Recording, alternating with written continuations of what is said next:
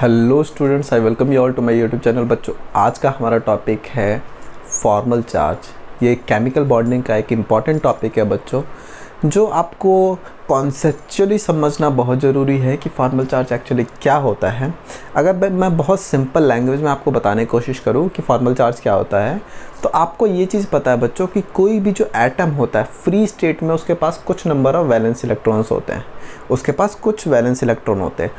लेकिन जब आप उसका लुईस डॉट स्ट्रक्चर बनाते हो तो कई बार क्या होता है, रीअरेंजमेंट के चक्कर में, ये चीज़ कोशिश करने के चक्कर में कि उसका ऑक्टेट कंप्लीट हो जाए, किसी के 2 इलेक्ट्रॉन किसी को शिफ्ट हो जाते हैं। अगर उसका ऑक्टेट कंप्लीट नहीं हो रहा होता सेंट्रल एटम का, आपने लास्ट वीडियो अगर आपने देखी है तो वहाँ पे आपने देखा होगा कि आप उसको उठा के बॉन्ड के फॉर्म में दे देते हो। तो दैट मीन्स जो 2 इलेक्ट्रॉन उसमें पहले से थे एज अ वैलेंस इलेक्ट्रॉन या एज अ इलेक्ट्रॉन, उसको शिफ्ट कर देते हो आप। तो जिसके चक्कर में क्या होता है कि किसी भी एटम के लिए उसके फ्री स्टेट में, और जब वो किसी लुईस डॉट स्ट्रक्चर के फॉर्म में किसी मॉलिक्यूल के अंदर होता है, तो उस पे जो नंबर ऑफ इलेक्ट्रॉन होता है वो डिफ़र करते हैं। और उसी के डिफरेंस को बच्चों आप किससे रिप्रेजेंट करते हो? फॉर्मल चार्ज की हेल्प से। उसी को आप किससे रिप्रेजेंट करते हो? फॉर्मल चार्ज की हेल्प से।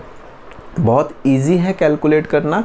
मैं आपको जो बुक का एग्जाम्पल है ओजोन का, उसी को अच्छी तरीके से समझाता हूँ, आपको क्लियर हो जाएगा फॉर्मल चार्ज किस तरीके से कैलकुलेट होता है।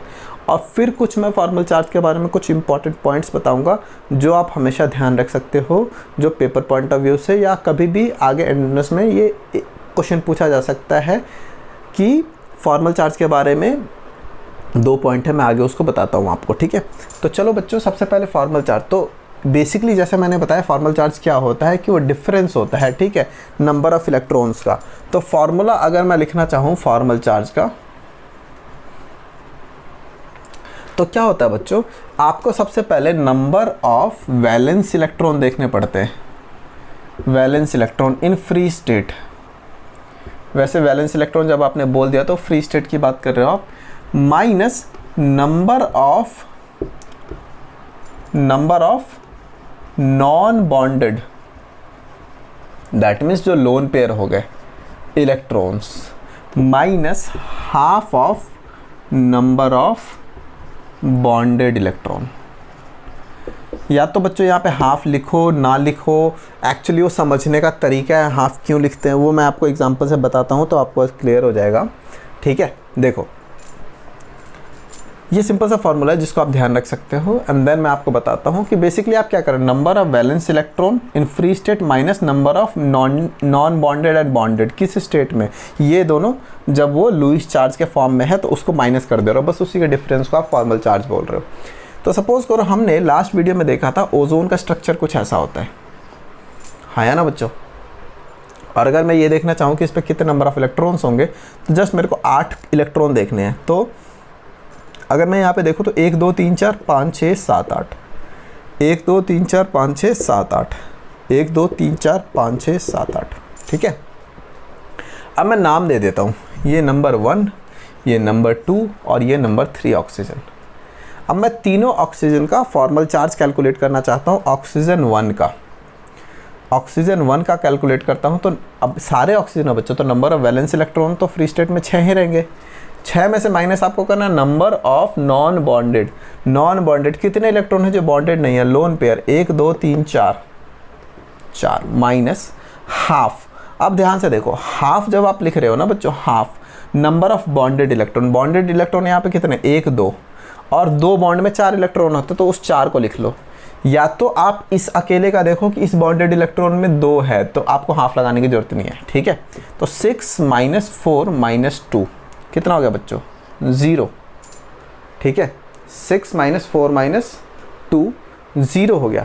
ठीक है, अब आप कैलकुलेट करते हो सेकंड का। सेकंड का बच्चों क्या होगा? इसका 6 माइनस 2 हो गए बच्चों नॉन बॉन्डेड वाले। ठीक है, एंड बॉन्डेड वाले हाफ इंटू 1 2 3 4 5 6 हो गया। ठीक है, तो बच्चों ये कितना हो गया? 6 माइनस 2 माइनस ये कितना हो गया? 3। तो ये बच्चों कितना आ गया? 1।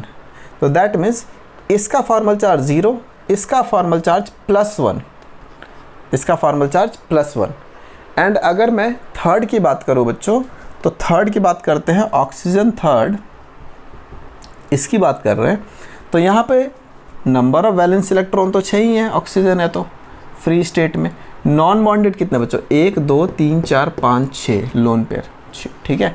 Minus of half into bonded कितना है, 1, तो एक बॉन्ड में 2 इलेक्ट्रॉन होते हैं तो 2, तो 6 माइनस 6 -1, तो यहाँ पे बच्चों -1 आ गया।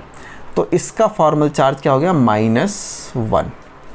तो अगर ओजोन में पूछा जाए कि तीनों ऑक्सीजन का फॉर्मल चार्ज क्या है, तो आप क्या बताने की कोशिश कर रहे हो कि अगर ये सारे जब फ्री स्टेट में थे तब इसके पास कितने इलेक्ट्रॉन अवेलेबल थे, एंड जब लुईस डॉट स्ट्रक्चर बनाया, आपको याद होगा कि मैंने जब इनिशियली डिस्ट्रीब्यूट करते हैं तो हम यहाँ पे 2 डालते, फिर देखते हैं कि इसका ऑक्टेट कंप्लीट नहीं होता तो 2 शिफ्ट कर देते हैं। तो लुईस डॉट स्ट्रक्चर के केस में उसके पास कितने इलेक्ट्रॉन बचते हैं, उसका जो डिफरेंस है बेसिकली, उसी को आप क्या बोलते हो बच्चों, फॉर्मल चार्ज। तो आई होप कुछ भी किसी भी तरीके का स्ट्रक्चर आ जाए, आपको इस बेसिक रूल को फॉलो करना है। यहाँ पे ऑक्सीजन है, ऑक्सीजन के जगह नाइट्रोजन होगा तो नंबर ऑफ वैलेंस इलेक्ट्रॉन 5 हो जाएंगे। आप देख लोगे कितने उसके पास लोन पेयर है, लोन पेयर में एक लोन पेयर 2 इलेक्ट्रॉन है तो 2 लिखोगे आप, and half into number of bonded. Half basically मैं इसलिए लिख रहा हूँ क्योंकि आप दोनों इलेक्ट्रॉन को वहाँ पे लिखोगे।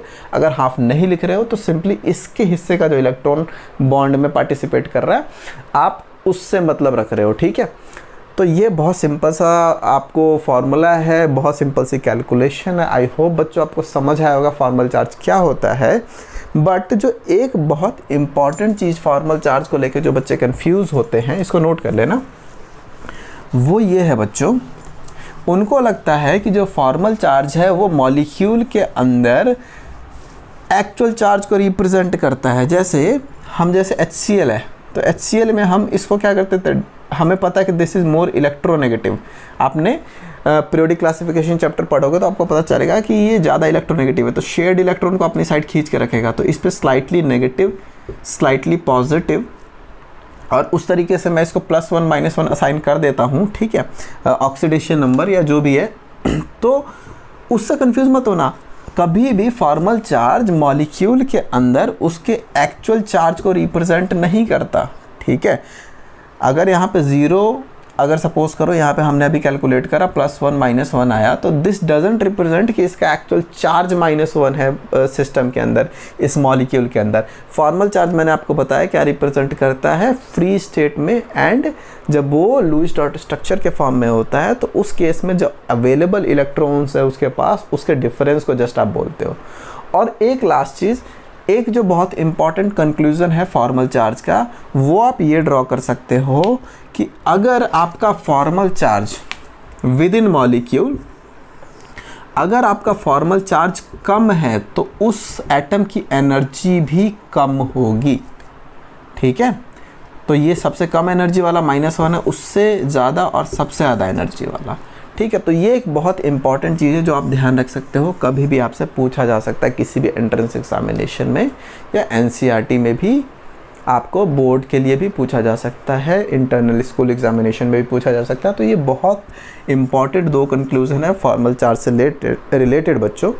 आई होप आपको ये बहुत इजी सा टॉपिक था, छोटा सा टॉपिक था, आपको समझ आया होगा फॉर्मल चार्ज क्या होता है, इसको किस तरीके से कैलकुलेट करते हैं, एक्चुअली में फॉर्मल चार्ज क्या सिग्निफाई करता है, कौन कौन से कन्फ्यूज़न है जो बच्चों को लगता है फॉर्मल चार्ज ये बताने की कोशिश कर रहा है, जैसा है नहीं, और कुछ इंपॉर्टेंट एप्लीकेशन, कुछ इंपॉर्टेंट सिग्निफिकेंस फॉर्मल चार्ज के।